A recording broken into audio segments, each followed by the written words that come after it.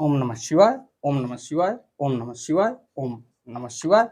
आज की कथा में मैं आपको ले चलता हूँ 25वें अध्याय में, पंचविंशो अध्याय 25वें अध्याय में, जिसमें आपको मिलेगा भगवान शंकर की आज्ञा से सप्त ऋषियों द्वारा पार्वती के शिव विषयक अनुरागी परीक्षा करना और वह वृत्तांत भगवान शिव को बताकर स्वर्गलोक वापस जाना।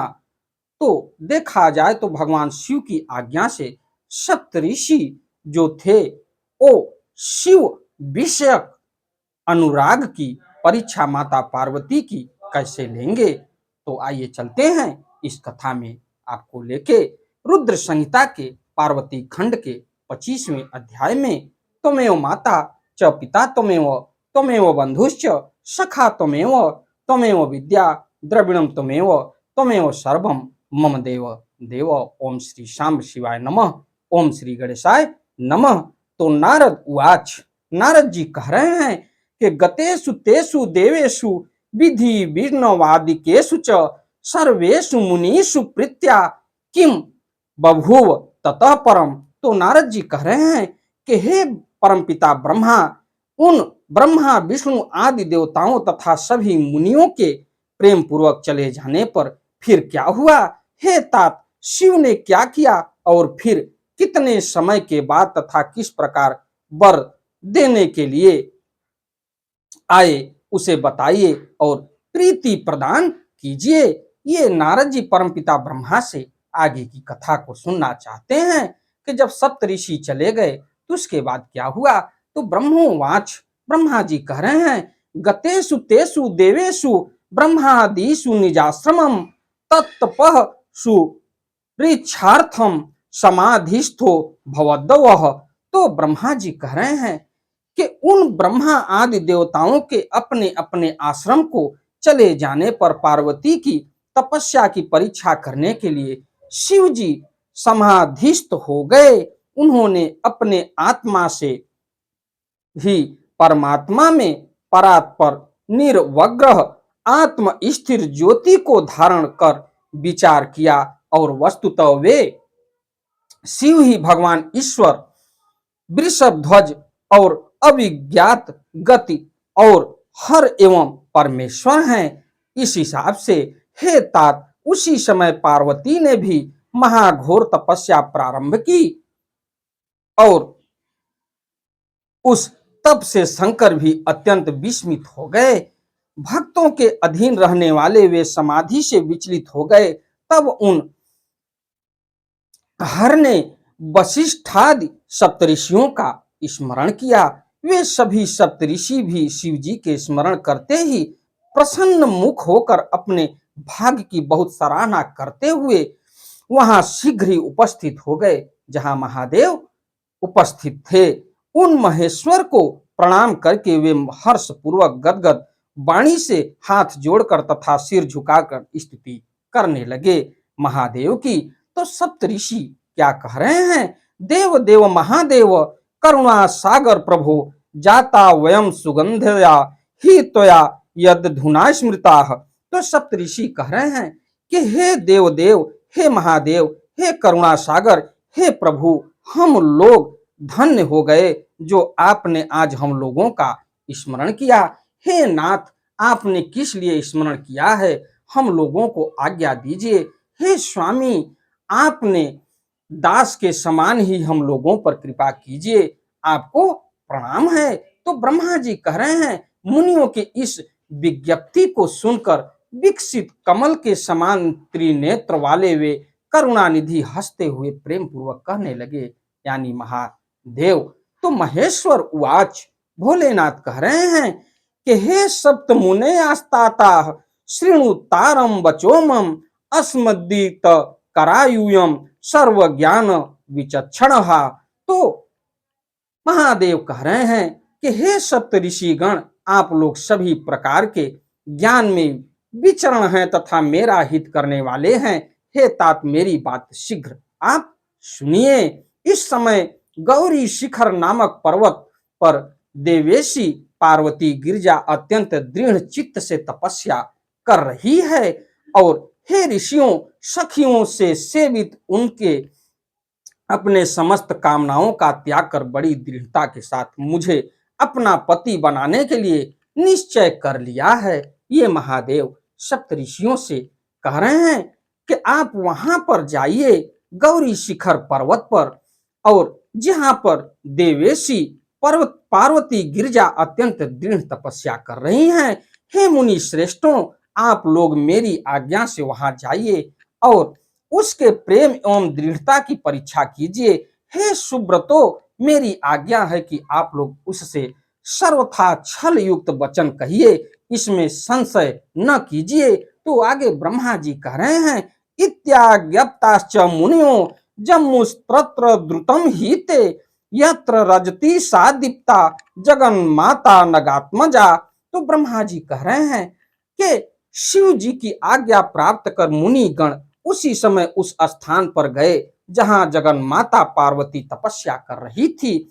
उस स्थान पर वहां साक्षात दूसरी तप सिद्धि के समान तेज से दीप्यमान और परम तेज की मूर्ति स्वरूप पार्वती को देखा।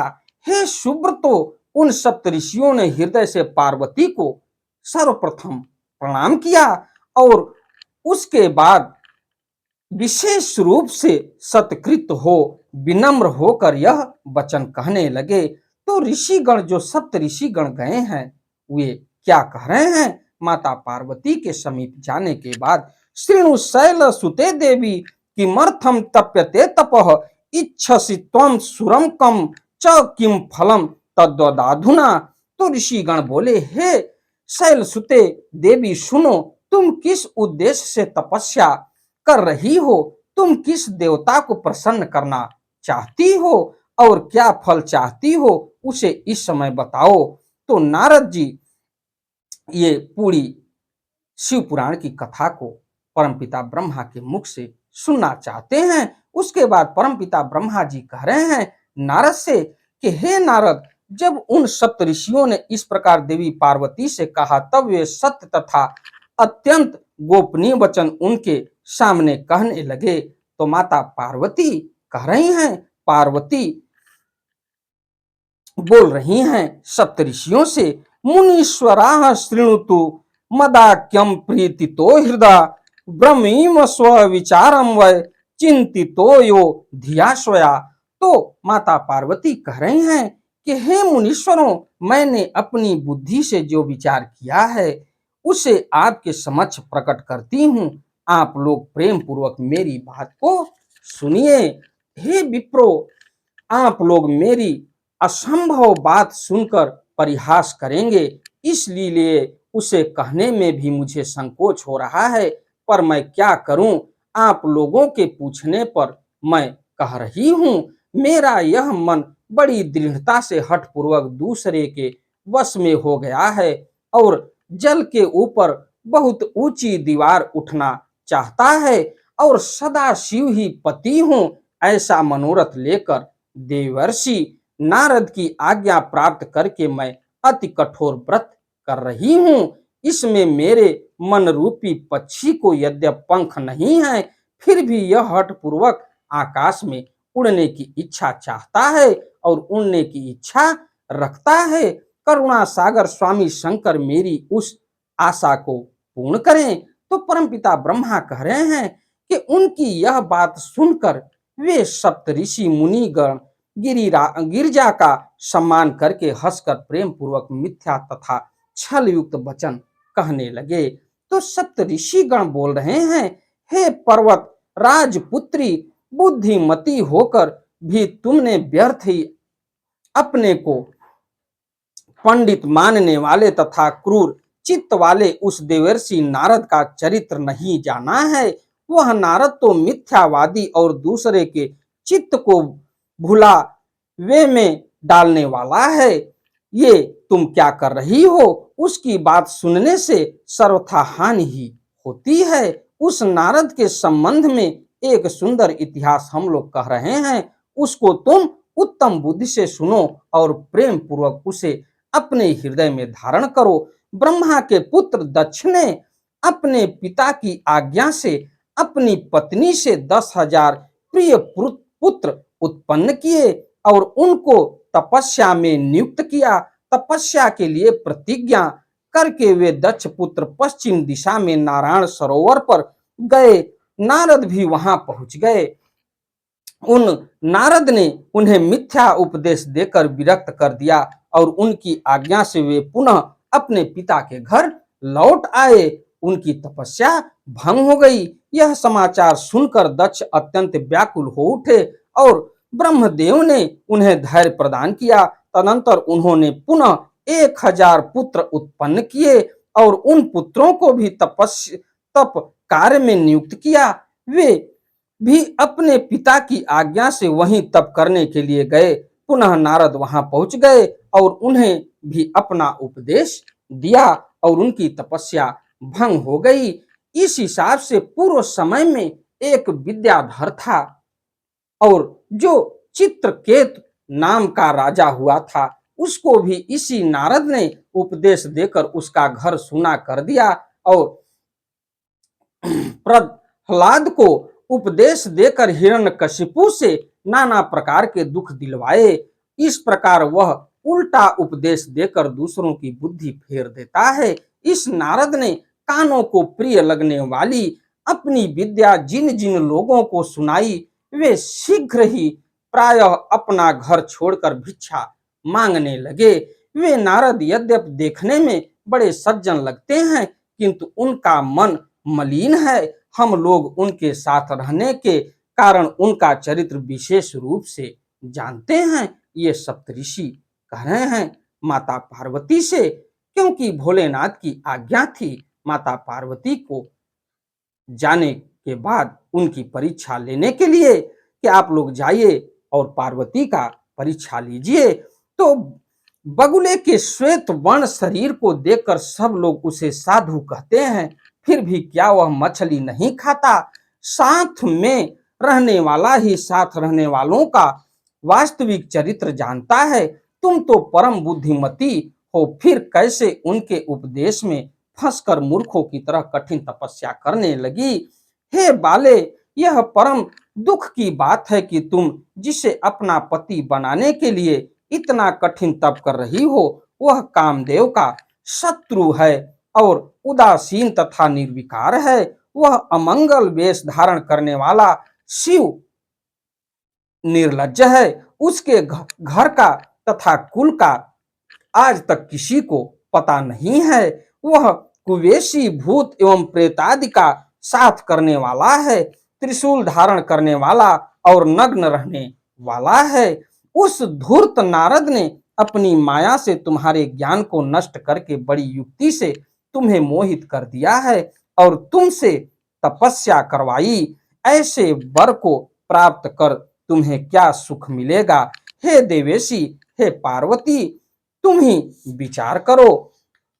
और मूढ़ शिव ने सद्बुद्धि से दक्ष कन्या सती से पहले विवाह करके कुछ दिन भी उसका निर्वाह नहीं किया और सती को ही दोष लगाकर उसका स्वयं त्याग कर दिया। वे तो अपने अकल अशोक और स्वरूप का ध्यान करते हुए सखी होकर रमण करते रहे। वे तो अकेले पर निर्वाण असंग तथा अद्वैत हैं। हे देवी, उनके साथ स्त्री का निर्वाह किस प्रकार संभव है? अब भी तुम हमारी बात मानकर घर चली जाओ और तुम अपनी दुर्बुद्धि का त्याग कर दो। हे महाभागे, ऐसा करने से तुम्हारा कल्याण होगा और संपन्न वे प्रभु वैकुंठ में निवास करने वाले लक्ष्मी के इस और नाना प्रकार की क्रीड़ाओं में कुशल हैं। हम लोग तुम्हारा विवाह उन विष्णु से कराएंगे। वह विवाह सब प्रकार के सुखों को देने वाला है। हे पार्वती, तुम इस प्रकार के हठ का परित्याग करो और सुखी हो जाओ। तो देखा जाए तो सप्तऋषि जो गए थे माता पार्वती से ये कह रहे हैं कि आप उस भूत पिशाच प्रेत के साथ रहने वाले के साथ विवाह न करिए। आप वैकुंठ में रहने वाले भगवान विष्णु से विवाह करिए, वो आपको सुखी रखेंगे। तो ब्रह्मा जी आगे कह रहे हैं कि इस वचन को सुनकर जगदम्बा पार्वती हंसकर उन ज्ञान विशारद मुनियों से पुनः कहने लगी। तो माता पार्वती क्या कह रही हैं, इसके लिए मैं आपको आगे ले चलता हूं। इत्येवं वचनम श्रुत्वा पार्वती जगदम्बिका विहस्य च पुनः प्राह मुनीन ज्ञान विशारदान। तो माता पार्वती कह रही हैं कि हे मुनिगण, आप लोग यद्यप अपने विचार से सत्य कह रहे हैं, किंतु हे द्विजो, मेरा हठ नहीं छूटेगा। पर्वत से उत्पन्न होने के कारण मेरे इस शरीर में काठिन्य एवं हठ का होना स्वाभाविक है। ऐसा अपनी बुद्धि से विचार कर हे ब्राह्मणों, मुझे तपस्या से मना मत कीजिए।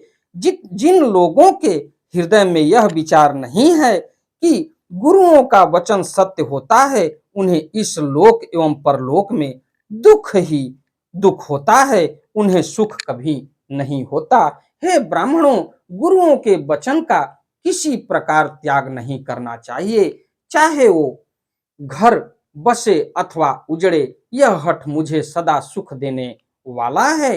हे मुनि सत्तमों, आप लोगों ने जो वचन कहा है उस विषय में मैं संक्षेप में अपना विचार प्रकट करती हूँ। तो आगे माता पार्वती कह रही हैं कि आप लोगों ने जो विष्णु को सर्वगुण संपन्न वैकुंठ में विहार करने वाला तथा सदा शिव को निर्गुण एवं निर्विकार कहा है, वह सत्य ही है। इसका कारण मैं आप लोगों को बताती हूँ।